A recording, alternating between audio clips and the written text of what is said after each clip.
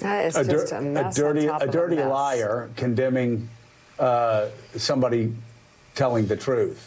A guy who's actually made his living from just telling lie after lie after lie after lie after lie. Now, Reverend Al, you and I have known Donald Trump for a very long time.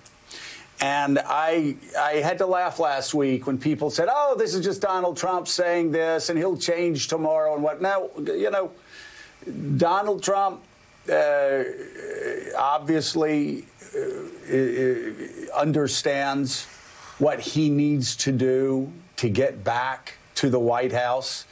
And there's been a debate. Is he going to run again? Is he not going to run again? This is what Dick Morris would call triangulation. Mm-hmm. If you've lost the suburbs and Republicans have outperformed you, other Republican candidates have outperformed you across America because you lost the suburbs, because you were embracing people like the two people who were attacking him right there, you move away from them and you let them insult you. So people in the Atlanta suburbs, people in the Philly suburbs, people in all of these suburbs that abandoned him while still voting for other Republicans, they take note of that. And they go, wait a second, well, maybe Donald Trump's not that crazy. So for people who just say this is Donald Trump just throwing stuff at the wall, you underestimate Donald Trump. Absolutely. No question about it. Donald Trump knows that he cannot scare those in the suburbs. He cannot scare the independent voters. He cannot scare women voters and have the shot at being back in the White House and running a campaign in 24. And that's what this was all about. Let us not forget, while I certainly was glad to see him say this and said it was like a Christmas gift, but let's not forget, this is the guy when he was in the White House talking about people taking bleach and denying this all the way up until this.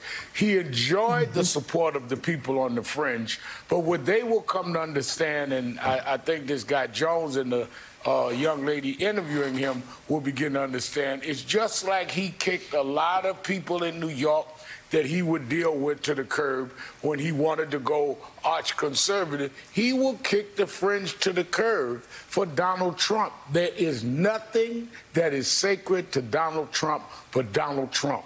And if he's got to step back and do the Michael Jackson moonwalk on demonizing vaccinations, he will do that if it will advance him. This is all politically calculated. If you look at his record, he was one of the deniers himself until he wasn't. Well, and Jonathan Lemire, I think as we move past this election, how far are we past this election now? About a year, a little over a year past the election. There has been a lot of anger, a lot of rage.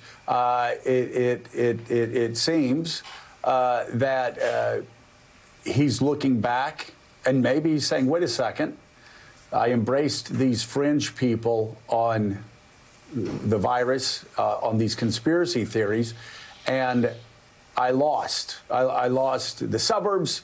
I lost in places that Republicans won. Again, you keep going back to Ron Johnson patiently explaining on camera to somebody that Donald Trump underperformed every other Republican in that statewide by about 55, 60,000 votes. That's the difference. So again, I just people, because they're so easily triggered, even in this blessed holiday week, I'm not saying this is right. I'm not saying this is good, though I do think it's good. He's finally aggressively defending the vaccines. I'm just trying to explain, if you're thinking that this is Mr. Magoo just going from one board to another, stumbling along, you're underestimating Donald Trump. He's stayed at this long enough that this is a calculation. And when he's attacked by Candace Owen and he's attacked by the other guy, why, that plays right into his triangulation plan. Dick Morris is probably giving him a standing ovation over at Newsmax.